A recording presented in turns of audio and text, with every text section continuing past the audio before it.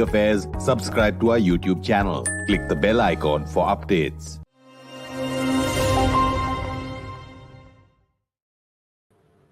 This is StratNews Global. I'm Amitabh, Revi, and you're watching our flagship weekly show, The Talking Point.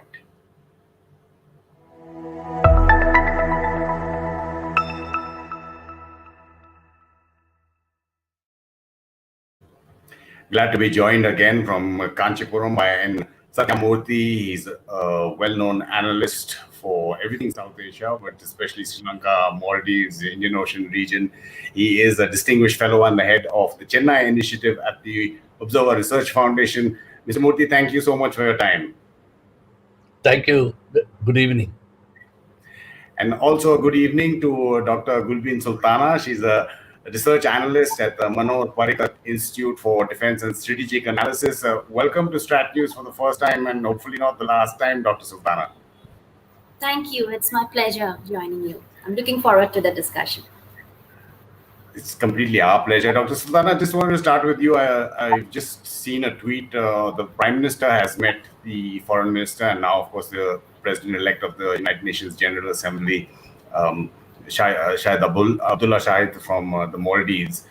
I wanted to talk about the developments there, Dr. Sultana, and there's been this India Out or India Military Out campaign that has been carried out over the last few months. Now, if you go back in time, of course, it started during President Yamin's time as well. But how significant do you think it is, Dr. Sultana? Who is behind it, and does India have to worry about it? This development is significant because as far as India and Maldives right now is having very friendly relations, good relations. And government of Maldives has all the support for Indian High Commission and the diplomats against whom this campaign, some of the Maldivian media are writing nasty comments and all. But still, this movement is significant because there's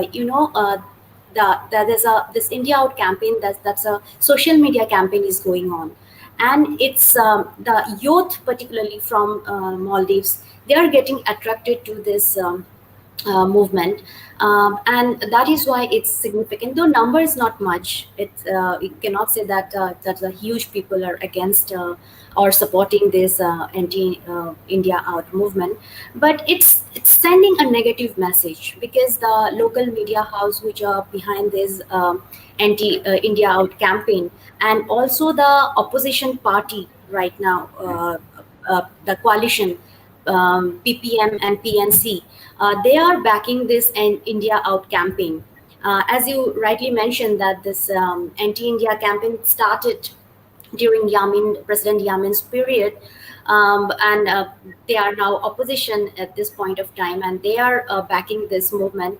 So this is significant because in future, when the next presidential election or parliamentary election happens in Maldives, and if this coalition comes into power, it will have an impact on India-Maldives relations. And of course, they will use this India Out campaign during the election campaign also. So the relation between India and Maldives, which have significantly improved in the last 2 years, so it's very important that both India and Maldives, they continue to restore this relationship. But this kind of movement will definitely impact. Not impact as of now, but it will act as an irritant in the India-Maldives relations. An irritant, Mr. Moorthy. The hashtag is India Out, but I would assume that the thrust is that Indian military out, not necessarily other things. But how significant do you think it is? Because the level of discourse, even though it's online and it may be a minority of people, how do you think it is actually impacting the relations? Before I actually ask you that question, let me just play out a soundbite of Abdullah Shahid, the foreign minister and the UNGA president. I had an interview with him yesterday, and I asked him about who was behind it. So I'll just play out that soundbite and then get back to you, Mr. Moorthy. Sure. minority people, and this has been given some sort of credence through the rhetoric and the actions of the opposition. You would recall that the opposition, when they were in power, still they did not have a foreign policy.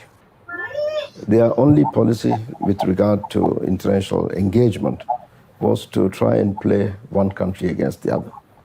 Even in opposition, that's the same they are having. So maybe they are doing this to appease a certain country.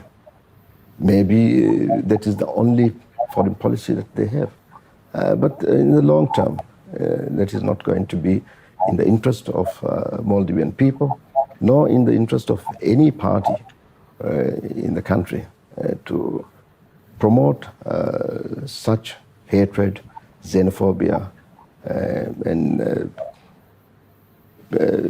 pure mistrust. Pure mistrust, Mr. Moorthy, like I was saying, the online campaign is very personal against our diplomats there, run by, of course, one organization and so-called journalists there.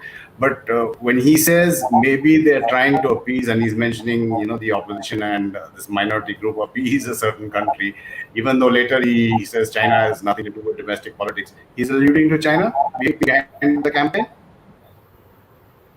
So first original question, whether it is against India out campaign is against only the Indian military presence or not. But there is no military presence in that context. But since then, it has evolved to include all things Indian. First, for instance, Indian investments.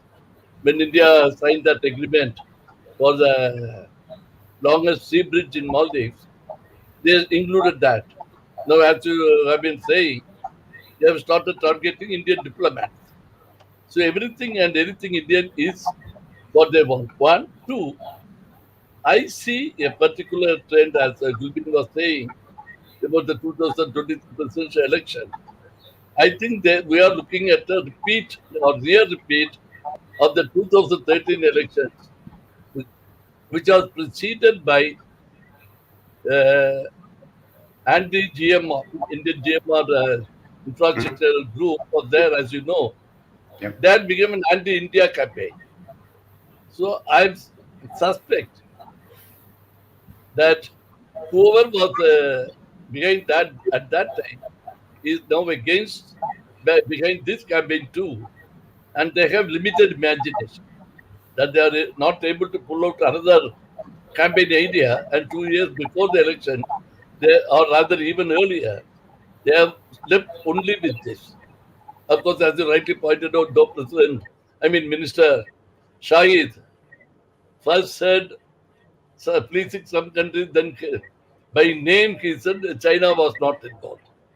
Then we don't know which country he means, or maybe he just meant that though China may not be involved, there's someone there in Maldives want to please China, assume that it will help them. That is how I see it. So one of our viewers, Indian Mastiff, says the minister, referring to Shahid, should allow Indian troops or permanent based in the Maldives need to secure Indian national interests come first. I don't think that is happening. But Dr. Sultana, just about radicalization and extremism in the Maldives, and we've seen, the fears there, whether it was, at one point of time being the highest per capita provider of ISIS fighters in Syria, Afghanistan, Iraq.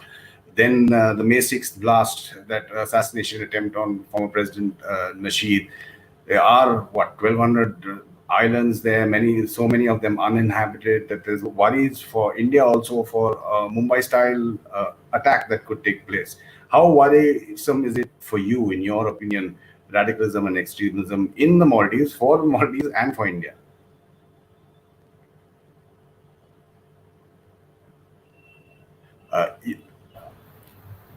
Can you? Go ahead. Am I audible? Yeah. It's worrisome because if you see the level of radicalization, it's been going on it's increasing in Maldives, and the process of radicalization it's not new thing. The problem actually it started in 1970s itself. And the main problem in Maldives, I found that all the political leaders, they have used religion or Islam for their political purpose.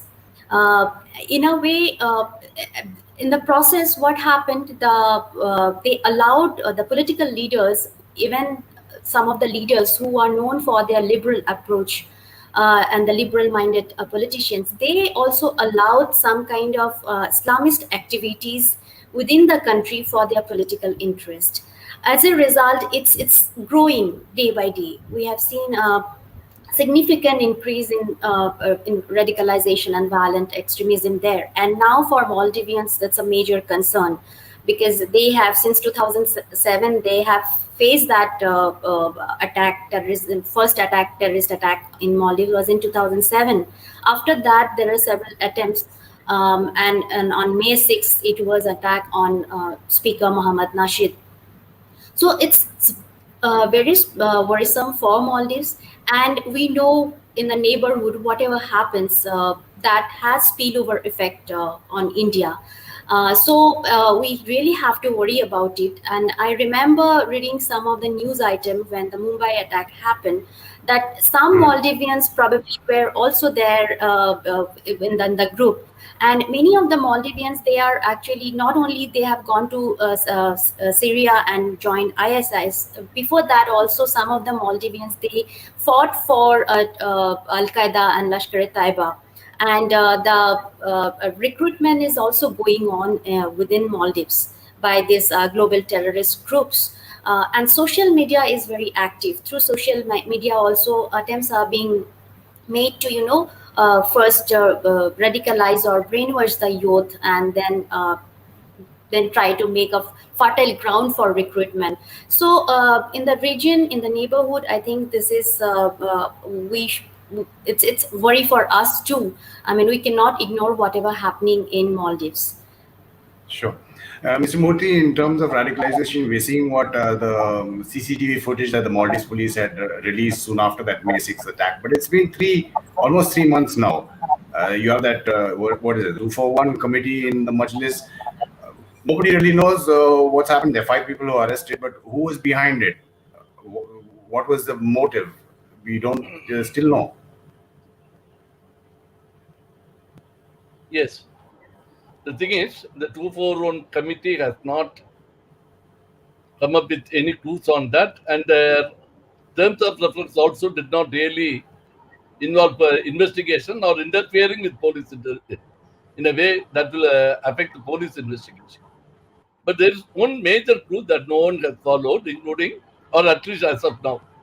As of yesterday, the police has transferred the case to the public prosecutor, that is Prosecutor General's office, to file a charge sheet in the courts. That should be done possibly after the weekend.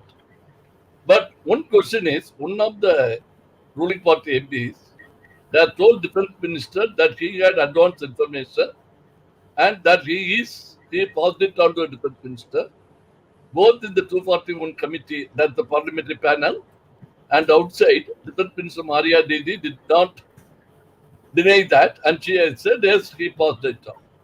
The police is now investigating these 2 people for not informing them. But I don't know what the police is doing for the past 1.5 months since the MP spoke. Yeah. But who was his source? He said there was a $3 million plot to assassinate Speaker Nasheed. If so, who passed on the information? If the police has already asked the MP that question, we have no clue about it. No Maldivian media has reported about it. That is it's a very clear case why they have it asked that question. Maybe that question may lead us back to the conspirators or co-conspirators, if any. Right. I mean, there were reports of both an MP and who's the other person, Maria Didi, who was the defense minister, who was apparently informed pre that, and they hadn't taken action. I don't know how much truth there is into that. I just want to play out again a new tweet that we've got, basically Abdullah Shahid has met Prime Minister Modi. So there's a picture of that we played out earlier as well, but we just bring it out again. The UNGA president-elect at a time when India is part of the Security Council for 2 years, and in August takes over the presidency also of the United Nations Security Council. But Dr. Sultana and Ms. Moorthy, before I come to you, I just want to look at another development in the Maldives over the last few months, and what's happening between former President Nasheed, the current Speaker of the Majlis and MDP head, and President Solih, who are old family friends, and Mr. Moorthy knows both of them very closely personally. I just want to play out what the Foreign Minister Shahid had to say when I asked him whether there was any rift within the MDP. I wouldn't say that there is a rift within MDP. MDP is the first democratic party to be registered in the Maldives. We are a mature party. We could have differing opinions. And I think that enriches the party and the debate on issues. His latest note, though, that he made public was to say that he would not be able to support the government because of the government not pushing through the hate crime bill. Well, I think this should not be interpreted as a rift, but rather a differing of opinion on a special issue. Dr. Sultana, he is the Maldives' top diplomat, so he would be diplomatic. He's not going to on camera admit to any rift unless there's some politics behind that too. But how do you see what's happening in terms of President Nasheed, former President Nasheed, throwing in his hat virtually? I mean, he's saying if there are elections in 2023, he'll stand for the primaries of the MDP. He's also calling for a referendum to switch to a parliamentary democracy, which means you have a prime ministerial kind of candidate like him.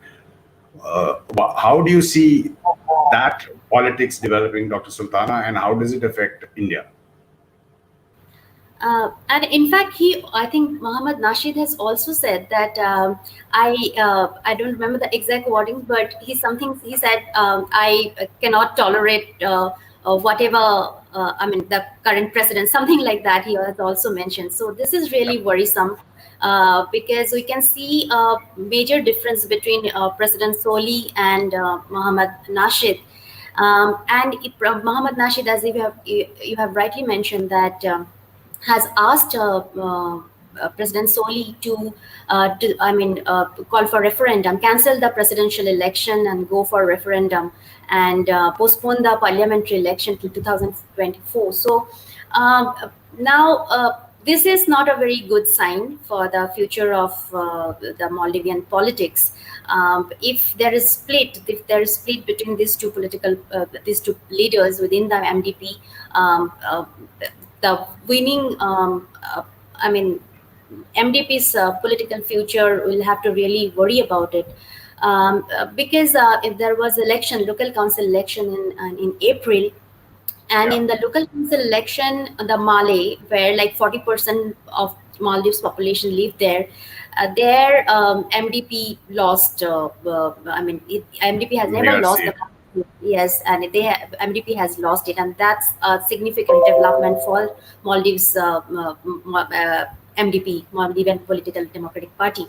So I think, and after that, Mohamed Nasheed has also said that MDP has lost because of the government policies and all. So he is definitely not very happy the way the President Ibrahim Solih is going ahead.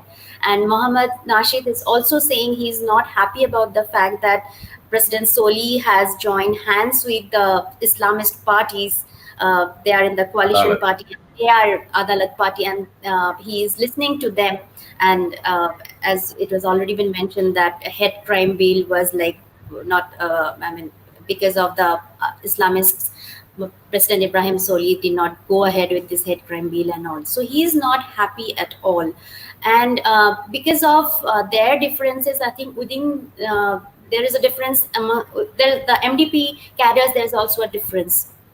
I don't know it's right to say or not that the MDP is split. Probably you cannot say at this point there's a split, but definitely there are sections who are supporting Mohamed Nasheed, and there's a section who is supporting Ibrahim Solih. So this kind of lack of unity will definitely impact MDP in the coming elections. And it is worrisome for India because, as I have mentioned in the beginning, that if MDP doesn't come into power and the opposition party the coalition PMC and PPM and PNC comes to power, it will definitely impact India Maldives relations, because India is investing heavily on Maldives. India, I think, is investing on around 45 projects in Maldives, and we have already seen that before during President Yamin's time, that the GMR was asked to leave, even if Maldives had to pay a huge compensation for that. They did not worry about that economic burden. They just asked GMR to leave. So if similar case happens in the future also, if PNC and PPM and PNC coalition comes into power, we never know. They may ask India to leave without completing the projects. And the second concern is, if India leaves, who will come to? Maldivian, they have to finish those unfinished projects, and they will have to. They cannot do it on their own. They'll have to reach out to some foreign countries, and we all know who will they go for, for support. So I think that's really worrisome for. Sure. Mr. Moorthy, earlier when we were talking about the India Out campaign, you said that the opposition had no policy. You were almost mirroring what Mr. Shahid was saying, except for that. But the MDP seems to be shooting itself in the foot. I mean, you have a super majority. What is it? 57 of 67 seats, right? 67 of 80, 65 of 87. So, what's happening? Is the internal power struggle that is shooting itself in the foot? And again, do you agree with Dr. Sultana in terms of the impact on India if that happens? So I think it's already happening. India is doing a lot of things very courageously and bravely, and the cooperation of the Maldivian government of President Solih. But almost from the word go, that is at least from the parliamentary elections, 6 months after Solih became president, and they had to elect a speaker, the party became divided. So as a compromise, former President Nasheed had to take over the speakership himself.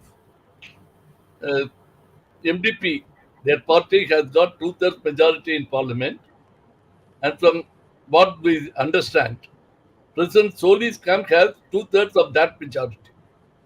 Out of 65, they seem to be having anything between 40 and 45 MPs. So in parliament, the Solih government is relatively comfortable as long as someone doesn't start poaching in. But outside, MDP is divided. As Dr. Gulbin said, it cost the party heavily in the local council elections, island council elections. But the problem there is, it is not that the other party won. The majority voters did not turn out. And from what friends in Maldives said then and now, they were mostly MDP voters. They are so disgusted and frustrated at the leadership fight. When the going is good, the people who have given the maximum support to this government than in the previous two democracy government. There was a definite, clear vote for President Solih. He got 58% against the required minimum of 50%. And in parliament, they got 65 out of 87, 2/3 majority. And still they can't run a stable government. What the kind of stability are we talking about? If you take the UNGA election in which Minister Shahid was elected as UNGA president for the 76th session, he won a massive mandate from the UNGA, that is the world global nations, against the Afghan candidate, as you know. Dr. Rasool, Dr. Rasool. But we have to understand the world nations voted for him, one, because India endorsed him early on. That is only part of the story. It is not the full story. The full story is The world knew what is awaiting Afghanistan, instability. So if between now and even September 14, when Shahid is going to take over, if Maldivian Democratic Party, but the Maldivian polity first, society next, and more important, the ruling party is to send out this kind of signals. It is going to be very bad for the nation's image because after democratization, the world took note of Maldives only now, and they are going to lose this opportunity. I think it's going to be very difficult for them to convince even whichever country want to replace India within course.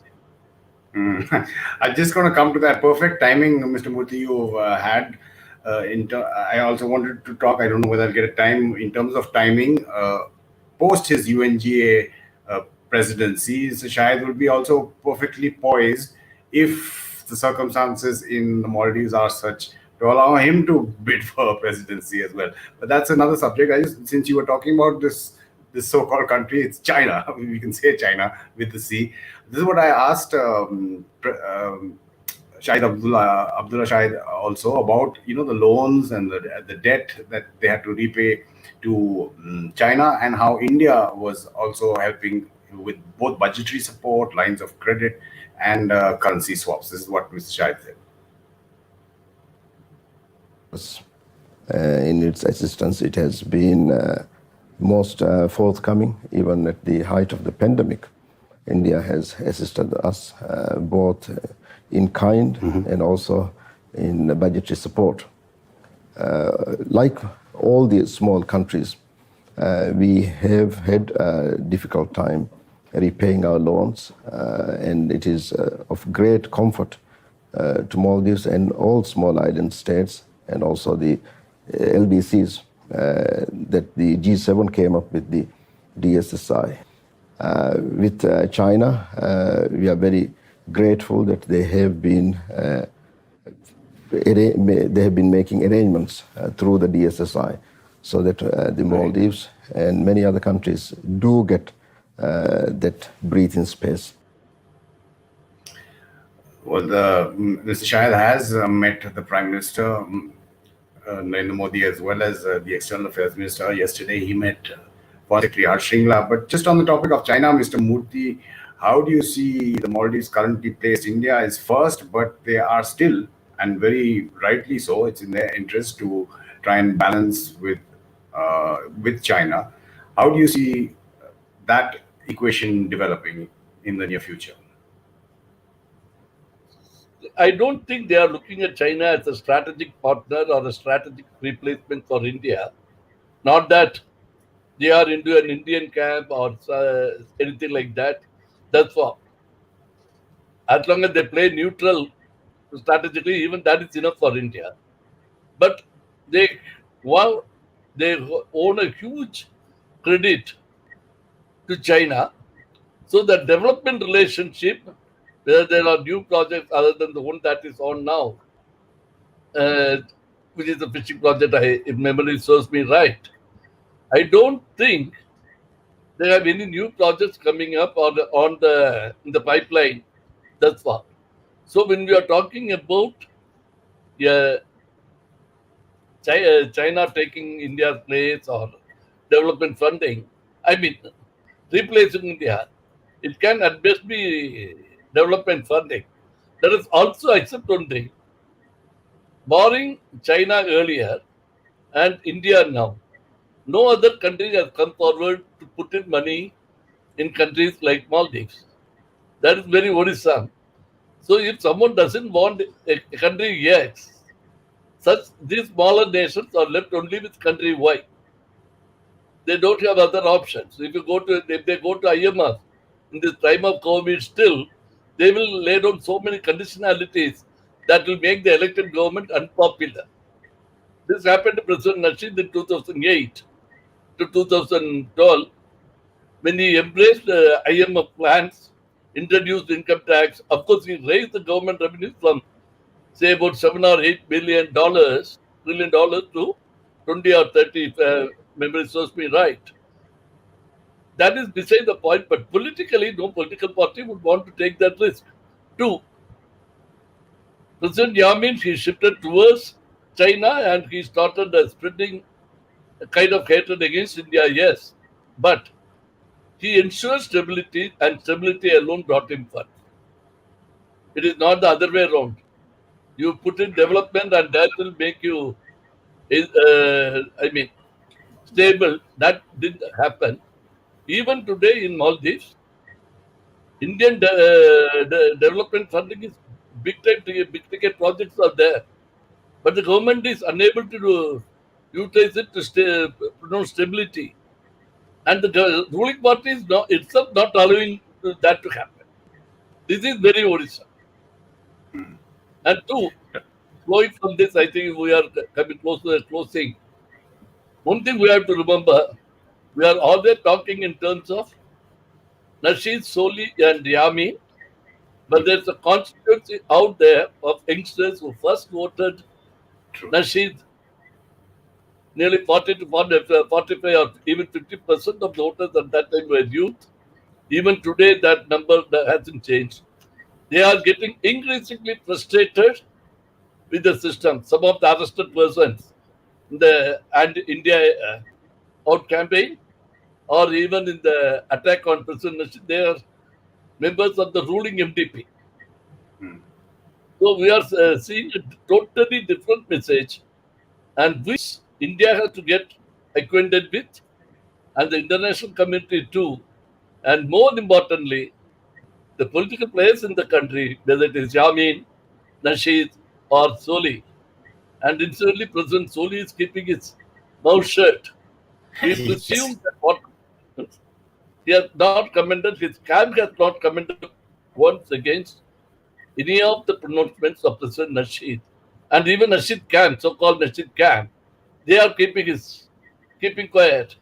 And it is Nasheed who is firing one salvo after another. Right? But there's a problem. Right. That is not to the liking of his cadres themselves. Particularly, Gulbin forgot to mention it, I think, or Sure. his appeal to work with Yamin. But Yamin is a different issue. But MDP supporters have not approved of it. That's a very sad.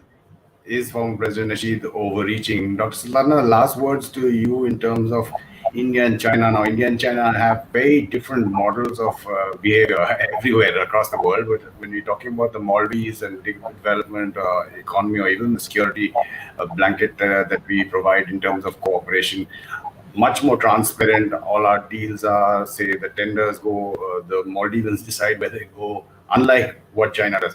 How big a worry is China in the Maldives for India, and have we played our cards right so far?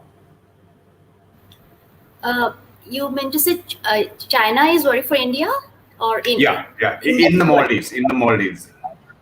Yeah.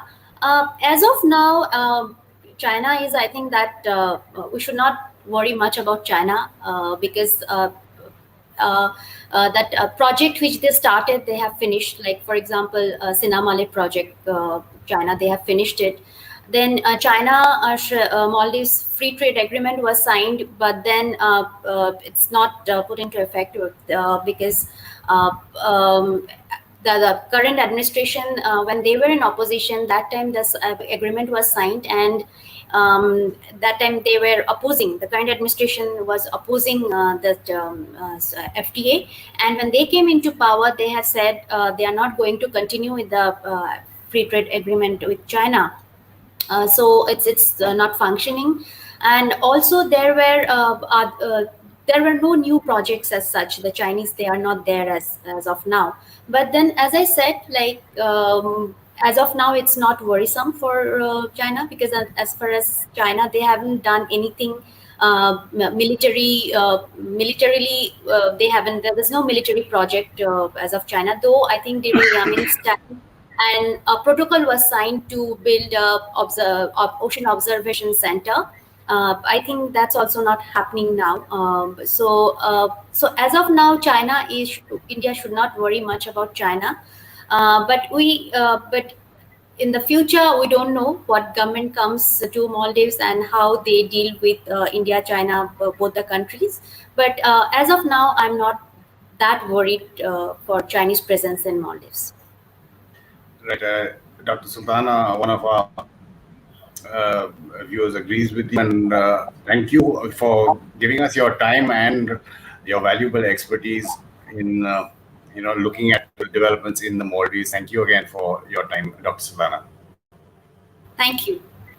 These are the latest pictures we have, in fact, of the Prime Minister meeting of Solih-Nasheed. The Ministry of Foreign Affairs of the Maldives just tweeted this. The Prime Minister had also tweeted it. And Mr. Moorthy, of course, no words for you. I just put out something that one of our viewers said about you, if I can find it. Sai, Mr. Moorthy says, Mr. Moorthy, you're giving us the Kamal Hassan vibe. Whatever that means. But anyway, I'm taking it as a compliment for you. Thank you, Mr. Moorthy, as well, for joining us again.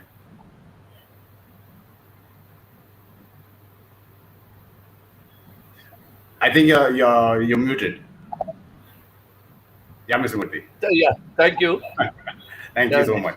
And thank you all our viewers for watching this and participating, and in fact, sending in all your comments and questions. Just Linda as well to follow us on social media for the latest news and analysis, and just look ahead at what StratNews Global is planning. We are doing a special science and technology show, and this is a small peek into that with our editor Surya Gadharan speaking to the Science and Technology Secretary Ashutosh Sharma.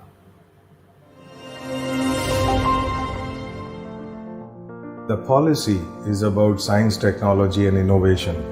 Means innovation which is driven by science and technology.